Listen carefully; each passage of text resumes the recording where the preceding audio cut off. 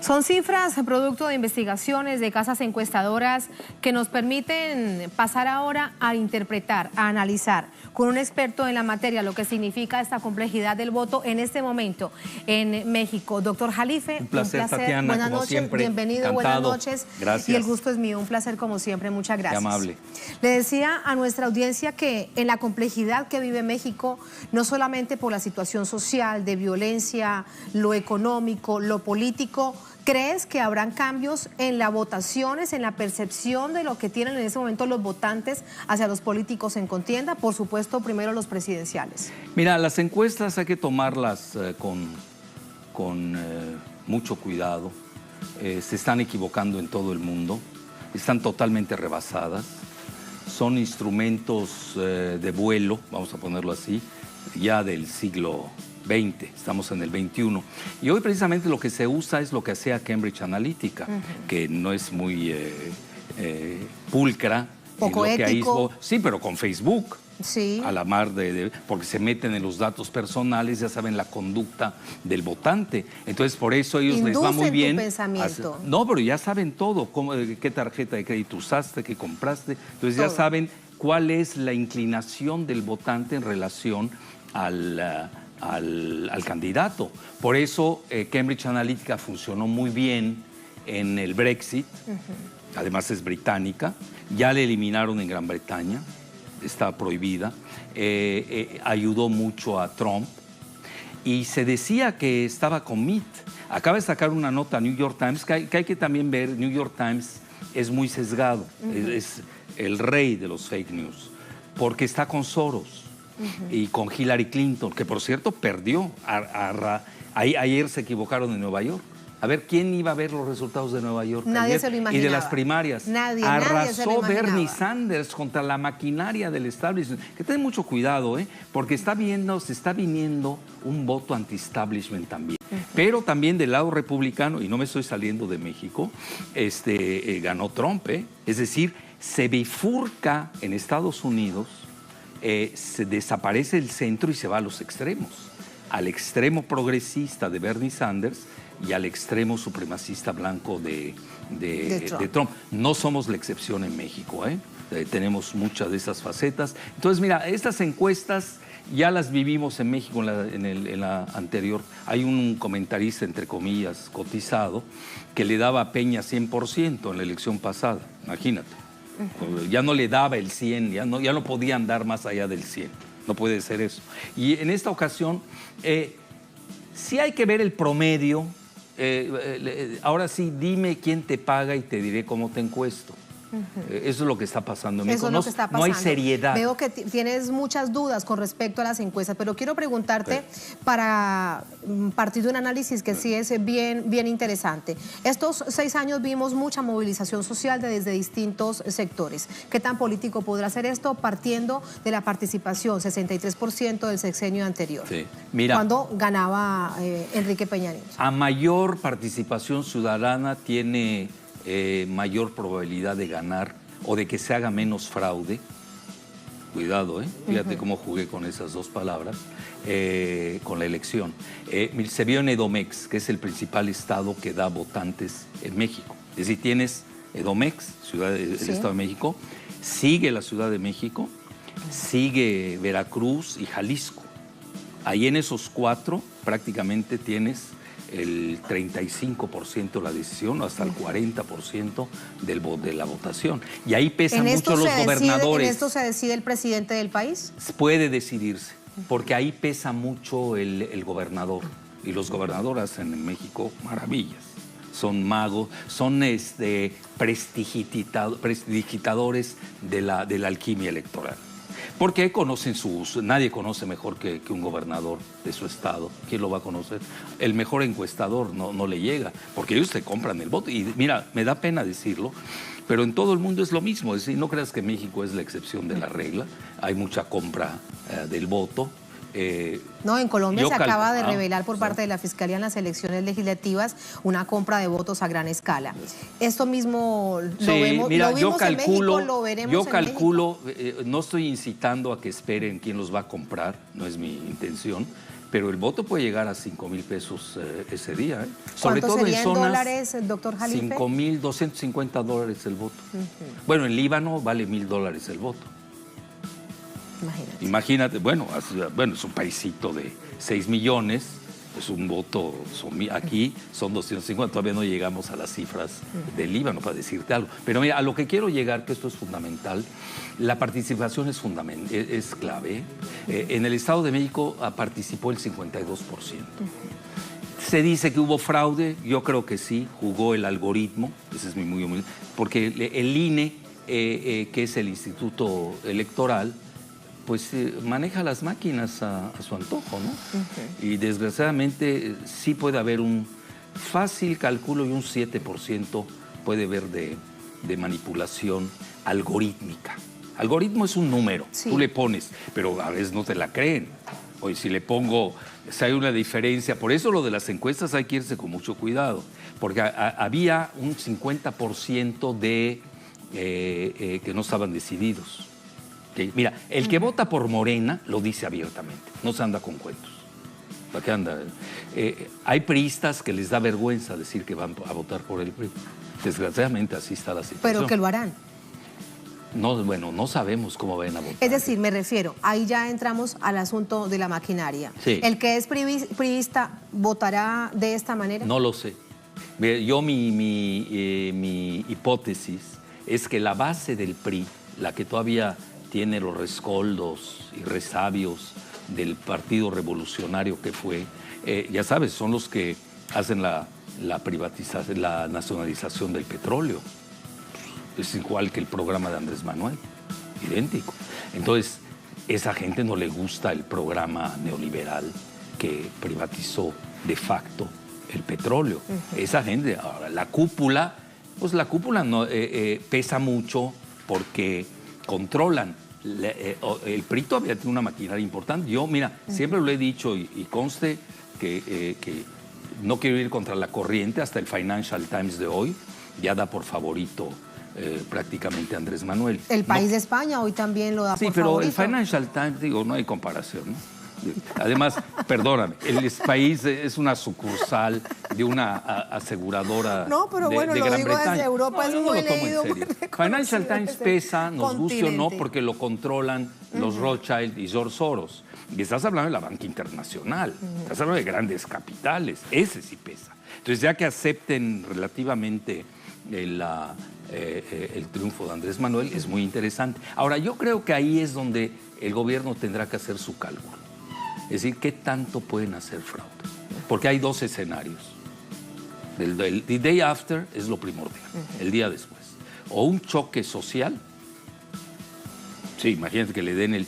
Va a ser como la selección, no estoy dando ideas, va a ser como la selección mexicana de hoy, ¿no? Pierde, pero pasa. Imagínate. Pero hay el otro, el síndrome de Estocolmo. ¿Pero ¿no? a quién le serviría que pierda también, y pase? Bueno, obviamente a mí, es el sistema. Y luego, a nivel del síndrome de Estocolmo, pues ahí, imagínate, pues ya no te puedes mover.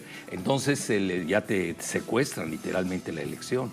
Y el otro es el choque económico. Yo creo que ese es el más, es muy peligroso, porque aunque gane Andrés Manuel, si no tiene a favor a Trump, el ejército de Estados Unidos no lo quiere.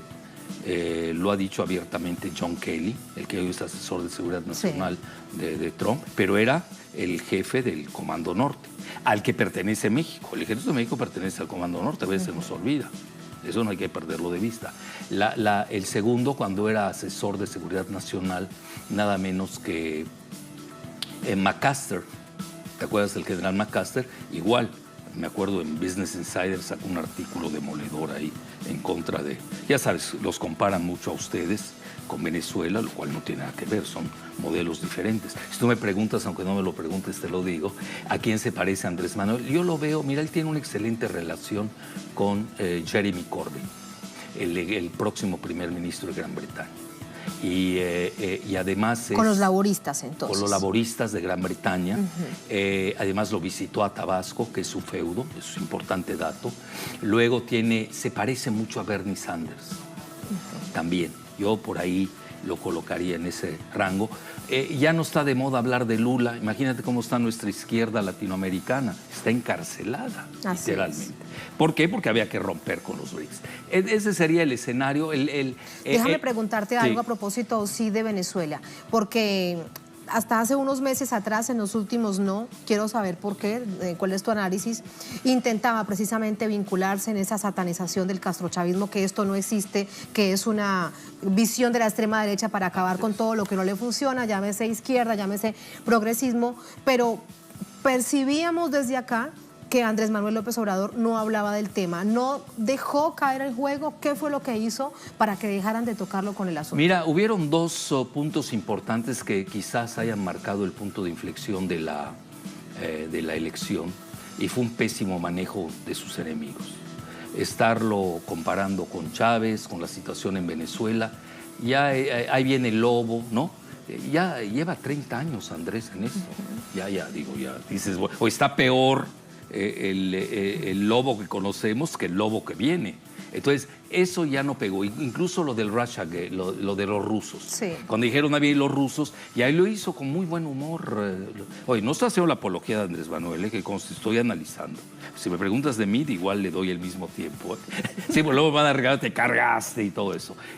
Con Andrés Manuel, cuando se puso teníamos una el deuda gorro, de ayer, doctor Jalife, sí, que nos quedaba faltando unos minuticos faltó para Andrés, hablar de Andrés Manuel López Obrador. El gorro que se puso de los rusos y se fue al mar a esperar que llegaran los rusos, ¿no? En broma. Ahí yo creo fue... Y además, la gente de extrema derecha que está usando lo de Venezuela ya no tiene credibilidad. Hoy son cartuchos quemados, les llamamos en México. Son los que escriben en El País. Por eso te dije que El País es eso y nada, para mí es... Yo ni leo El País, con eso te digo todo. No pierdo mi tiempo. Me voy directo a la fuente, a los dueños, que son los británicos. Ahora, ¿quiénes? Krause, pues está quemadísimo, con el mismo discurso. Vargas Llosa, igual que, además con los Panama Papers, es un lavador. Oye, Krause es miembro del Consejo de Administración de Banco Santander. Es decir, como un banquero, y es literato, y además ya nos da lecciones de moral. Eso dice. ¿Cómo? Y dice que es un gran articulista. Bueno, además le maquilan, no te quiero hablar de más, le maquilan sus artículos. Tú ves todos sus libros, tienen diferentes estilos. Muy fácil de detectar. Bueno, y tienes a Castañeda Goodman, toda esa fauna neoliberal a ultranza, que es antimexicana, incluso yo podría decir eso, naturalmente, pues no les conviene que gane una persona que es nacionalista. Otra cosa que es importante para destacar con respecto a las supuestas amenazas al retroceso, que no sé de qué manera podría entenderse ese retroceso al México de hoy, en caso de que llegue Andrés Manuel López Obrador, y es evidentemente lo económico, que se acabarán las inversiones en el país, que la nación va a estar aún mucho peor, que aumentará el nivel de desempleo. Bueno, mira, ese yo creo que es el punto vulnerable de Andrés Manuel, porque tiene a los mega empresarios en contra. Es decir, la lista de Forbes, ya ves que saca a los millonarios de México, ponle que hayan, no sé, 20, 30. Al día me puse a verlos, a revisarlos. La gran mayoría sí está con Meade. Bueno, porque le deben favores. El papá de Meade, Dionisio Meade, fue el que manejó el Fobaproa, el rescate bancario de México. Es decir, todos esos nuevos ricos, mega empresarios, no serían nada sin el rescate del papá de José Antonio Meade. Eso es importante saber. Además, el papá es priista, pero José Antonio no es priista. Es interesante. Por eso los lanzan como ciudadano. Y ahí viene la gran ruptura entre Salinas y Videgaray. Entonces, ahí tienes un sector importante. La cuestión económica, sin duda alguna, además yo lo manejé como hipótesis. BlackRock, que es el principal banco de inversiones del mundo, tiene alrededor de 6 millones de dólares, trillions en anglosajón, compró 65 mil millones de dólares de los fondos de Citibanamex. Nada más te doy un escenario. Si no les gusta Andrés Manuel, bueno, ya por ejemplo, ya le dieron jaque. Ya está en jaque. Es decir, no me gusta lo que haces, si cambias la reforma energética, saco mis 65 mil millones de dólares. Imagínate. Entonces, a manera de hipótesis, podríamos decir que desde ya, sin haber ganado, en caso de que realmente sea ese el escenario, ya está amarrado. Lo tienen en jaque, hay que reconocerlo. Sí, bien. Por eso Andrés pone de jefe de gabinete a Poncho Romo. Poncho Romo es un exagente bursátil de Monterrey, que es un centro financiero importante del país, y ya lo nombró como jefe de gabinete. Incluso se comentó que va a jalar a 2 anteriores secretarios de Hacienda, o a un secretario de Hacienda de Zedillo. Hay muchos zedillistas, cuidado, en el grupo de Andrés Manuel. Es decir, no es una ruptura radical. Yo creo que la parte que tiene que cuidar mucho Andrés Manuel es la cuestión financiera. Porque él, mira, él es de qué tendencia. Él es muy historicista, trae una obsesión con la historia, siglo XIX. Sí, pero no eran malos siglos, a ese siglo le fue muy bien a México. Y te dice un retroceso, no sabe de lo que está hablando. Él es mucho de desarrollo estabilizador. Fue la época que México crecía 6%. Hoy con los neoliberales, en todos sumados, tenemos menos del 2%. Y México tiene que crecer. Bueno, cuando uno dice esas cifras, ¿qué significa? Pues tienes que crecer más que tu tasa de población, si no, no te alcanza nada. Entonces Andrés, eso claro, sí lo tiene claro. Tendríamos que volver a los niveles de pobreza de los que ya hablamos aquí. Entonces el él tiene muy buenos economicistas, yo les llamaría, que son de corte keynesiano, mucha infraestructura. El sur necesita mucho. El sur está abandonado totalmente del país. Él es sureño, eso también es importante. Pero el lado financiero es el que tiene que cuidar, porque ya no depende de él. Depende totalmente de los mercados. Mañana te sacan, por ejemplo, el ejemplo de BlackRock. Te saca 30,000 millones de dólares y te pone a parir chayotes, como decimos en México. Claro. O al revés, propician una mayor fuga de capitales, cae la bolsa, te devalúan el peso y adiós sexenio. Hay que decirlo. Mira, yo en eso soy muy realista, no me gusta. Entonces tiene que irse Andrés Manuel muy en ese aspecto. En unos aspectos va a ir muy rápido, que lo amerita el país. La cuestión política le da para ello. La distribución del ingreso le da para ello. Donde puede el manejo del PIB, que no va a tener más de 1% para ello, del PIB para eso, manejarlo para precisamente disminuir las desigualdades brutales. Mira, México es uno de los países más desiguales del planeta. Hay un índice que lo mide, se llama el índice Gini. Así es. Estamos a nivel africano y ya nos están rebasando los africanos. Ya está como en el fútbol, para no decir otro término. Bueno, entonces, en resumen, la parte débil, donde tiene que ir muy cauteloso, muy tranquilo, es en la parte financiera. En la parte financiera, y ahí en la parte necesita una gran coordinación con los grandes empresarios de México. No hay que chocar con ellos. Me queda una pregunta por hacerte. Mira qué rápido se nos pasan estos 15 minutos. Doctor Jalife, esta votación entonces, por todo este panorama, ¿será distinta el próximo domingo? ¿Veremos el voto antisistema? ¿Veremos también la maquinaria moviéndose? Sí, los dos. Yo creo bien el choque. La maquinaria no deja de mover, existe. Mira, dicen que es un dinosaurio, sí, pero tiene una cola ese dinosaurio que todavía se mueve. Digo, a mí no, mira, yo en eso soy muy escéptico. Una cola que asusta. Yo hasta no ver el resultado del INE, aunque a Andrés le den 100% de diferencia, eso es todo. Una cosa es ganar en México, lo que pasa es que eso hay que entenderlo. Y otra cosa es que te la den. Él ya ganó una vez, no se la dieron. La segunda es otro tema. Pero la segunda se compró la elección. La primera vez se la robaron. Bueno, lo dice hasta un expresidente del Partido Revolucionario Institucional. Y en esta ocasión yo no veo por qué va a cambiar sus hábitos la maquinaria, si lo ha hecho toda su vida. Ahora, ¿cómo se puede diluir el famoso, entrecomillado, lo que digamos, pierdes pero pasas, ¿no? Sí. Usando hoy la metáfora de la selección, saliendo a votar masivamente. Yo creo que si sale a votar la población un 60%, sí se va a demostrar la verdadera voluntad del electorado mexicano. Muchas gracias, doctor Jalife. Un placer. Hasta mañana, ¿no? Sí, gracias. Aquí, puntuales en Es Noticia. Muchas gracias. Encantado.